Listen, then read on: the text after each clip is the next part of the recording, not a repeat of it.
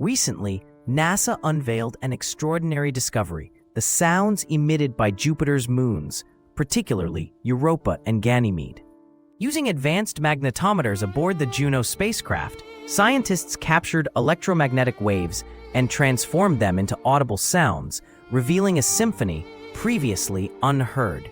Dr. Scott Bolton, the mission's lead scientist, emphasized how these sounds provide insight into the magnetic fields surrounding the moons and hint at their potential for harboring life beneath icy surfaces. This groundbreaking technique not only highlights the technological prowess of NASA's instruments, but also enhances our understanding of celestial bodies.